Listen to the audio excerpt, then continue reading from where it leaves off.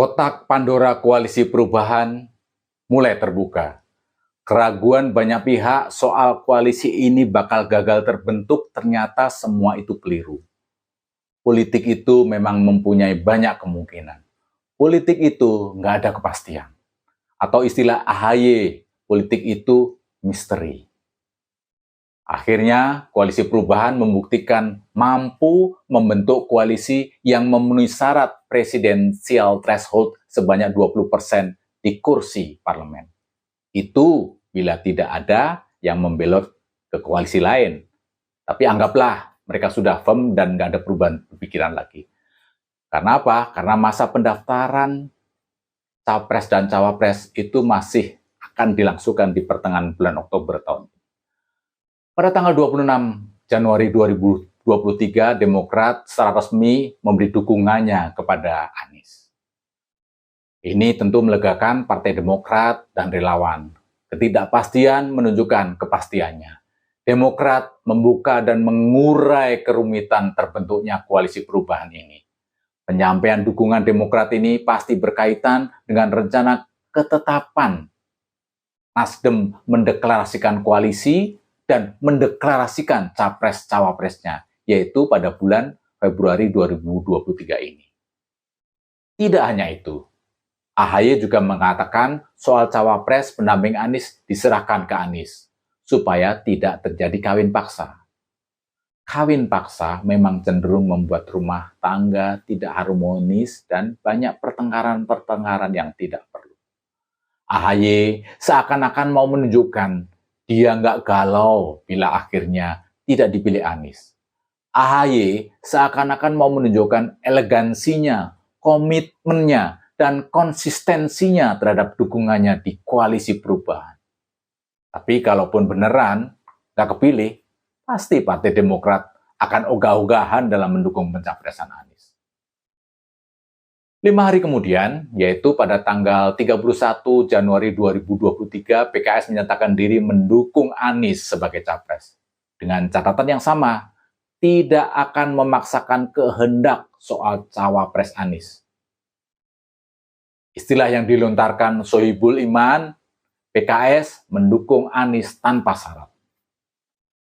Kabar Demokrat dan PKS menyatakan diri mendukung pencapresan Anies ini membuat Anies sumringah, kegirangan dan berbunga-bunga. Ketidakpastian sudah mulai berubah menjadi kepastian. Matahari harapan mulai merkah. Ambisi maju sebagai capres akhirnya menjadi kenyataan. Cita-cita menjadi capres yang sudah dibangun sejak lama, sejak 2014, 9 tahun yang lalu, akhirnya datang juga. Hari-hari ini, Anies berwajah cerah dan banyak tersenyum. Satu ayunan langkah cita-citanya sudah dilangkahkan. Perjalanan baru segera dimulai. The show must go on. The dream will become true. Begitulah lirik lagu bila peristiwa pencapresan Anies ini dibuatin sebuah lagu. Jadi, soal dukungan partai sudah beres. Jumlah kursi minimal 115 sudah terpenuhi. Sekarang saatnya memilih siapa cawapresnya Anies. Meskipun ketiga partai pendukung sudah sepakat, Anies yang menentukan siapa cawapres yang akan ditunjuk. Artinya, mereka sudah tidak akan ngerecokin. Ada beberapa kandidat yang siap mendampingi Anies. PKS dengan Aher atau Ahmad Heriawan. Demokrat menyodorkan AHY. Nasdem mengusulkan Khofifah Indar Parawansa.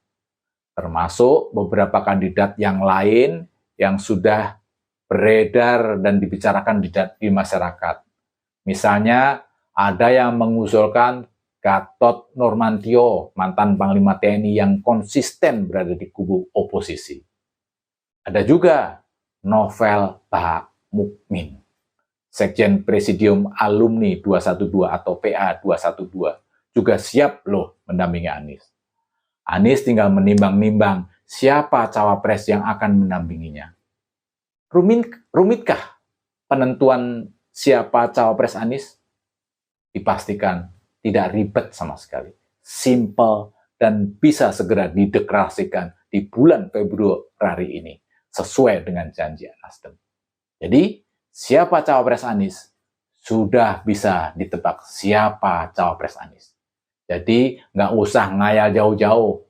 Orangnya juga sudah siap banget jadi cawapresnya, baik logistik kampanye maupun mentalnya. Orangnya juga sangat ambisius kepingin berkiprah di Pilpres nanti. Yaitu the one and only adalah Agus Harimurti Yudhoyono. Alasannya mengapa Anies akan memilih AHY? Sederhana banget juga. Soal dana kampanye yang menjadi pertimbangan atau faktor utamanya. Mengusung capres dan cawapres membutuhkan dana yang tidak sedikit. Triliunan, bahkan puluhan triliun harus disiapkan untuk membiayainya. Kasus utang piutang Anies di Pilkada DKI Jakarta 5 tahun silam menjadi pengalaman pahit yang sulit dilupakan. Bahkan bisa jadi transaksi utang piutang menjadi batu sandungan yang bisa menjegal Anies. Berharap dari Bohir? Agak sulit lah. Nanti, bila koalisi terbentuk dan capres dan cawapresnya sudah dideklarasikan, barulah Bohir mulai menimbang-nimbang untuk ikut mendanai kampanye. Ya pastilah harus menimbang-nimbang sejauh apa Anies berpotensi menang. Mana ada Bohir mengeluarkan duit untuk kandidat yang pasti kalah. Maka sebelum ada dana sponsor dari luar, dari Bohir, koalisi perubahan harus mengeluarkan dana dulu. Harus mempunyai modal awal, supaya koalisi dapat segera terbentuk dan gerbong koalisi bisa segera berjalan. Dari ketiga partai, selain Nasdem, hanya Demokrat yang punya dana kampanye yang dapat dikatakan cukup.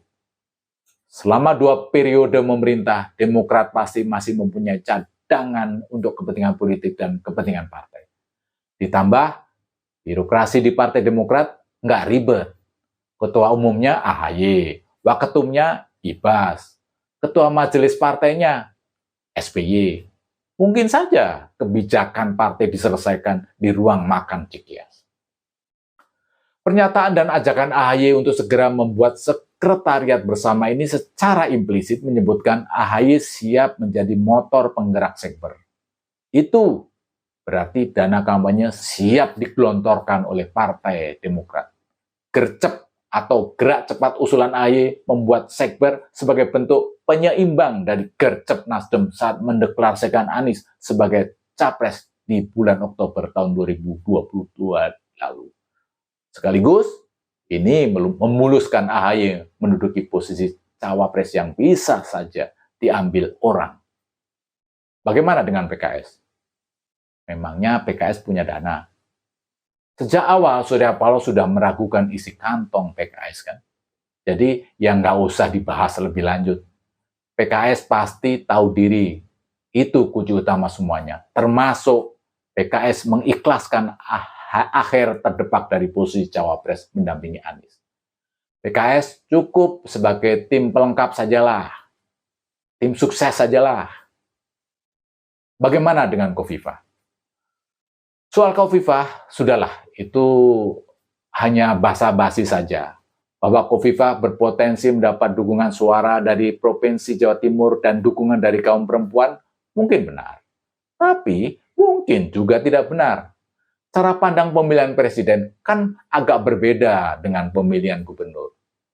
Pilpres levelnya nasional, Pilgub hanya di tingkat provinsi. Di Pilpres, cakrawala pandang harus lebih luas. Terlebih kalau dilihat dari sudut pandang dana kampanye. Khofifah pasti tahu tak jauh berbeda dengan Anies. Nggak punya banyak untuk buat kampanye. Dan apa mungkin Demokrat membiarkan capres dan cawapresnya dari luar partai? Sekarang, Gatot Nurmantio. Sebagai mantan jenderal, tentu pamornya pasti lebih kuat dibanding jebolan mayor seperti AHY. Tetapi salah satu kelemahan Gatot adalah tidak ada partai yang mengusungnya, yang dapat digunakan sebagai bargaining politik Gatot. Partai politiknya juga harus memiliki jumlah kursi yang cukup, dan bukan partai baru seperti Partai Umat. Nah, posisi Gatot Nurmantio ini tokoh yang dapat diibaratkan sebagai tokoh layangan putus. tokoh yang belum menjadi kader partai manapun, sekali lagi sesuatu yang mustahil bila capres dan cawapres koalisi perubahan kedua-duanya berasal dari luar partai. Lalu bagaimana dengan Novel Bamukmin? Apakah mungkin Anies memilih cawapres sekjen Presidium Alumni 212 atau PA212? Meskipun PA212 pernah berjasa membuat Anies mampu menduduki kursi Gubernur DKI Jakarta, tapi saya rasa Novel bukan pilihan yang tepat sebagai cawapres Anies. Apa mau Anies semakin kesulitan menghapus julukan bapak politik identitas? Kalau mau ya pasti di putaran pertama Anies sudah akan tergusur atau gugur dari kontestasi. Maka dari cawapres yang beredar, AHY lah yang pantas mendampingi Anies. AHY bukan hanya bermodal ambisi, tetapi bermodal logistik yang cukup untuk nimbrung di Pilpres 2024. Jangan sampai kasus utang piutang antara Anies dan Sandiaga Uno terulang di Pilpres 2024. Anies yang katanya anti oligarki, masa harus bertekuk lutut mencari dana kampanye dari oligarki? Apa kata dunia? Jadi, beres sudah urusan copras-capres di koalisi perubahan. Nggak ada drama-dramaan yang kayak dilakukan Jokowi saat menentukan cawapresnya di Pilpres 2019. Yang semula ditunjuk Mahfud MD, di last minute, di detik terakhir, Jokowi memilih Ma'ruf Amin. Koalisi perubahan akan lempeng-lempeng saja, standar, nggak neko-neko, karena persoalan utama perhelatan Pilpres adalah logistik dana kampanye. Koalisi perubahan tidak punya banyak sumber dana yang cukup, modal tipis dan agak-agak tiris. Maka hanya partai yang masih mempunyai logistik yang bisa menentukan arah dan punya hak mendominasi terhadap partai yang lain. Jadi, deklarasi Anies AHY dipastikan akan segera diglorifikasikan.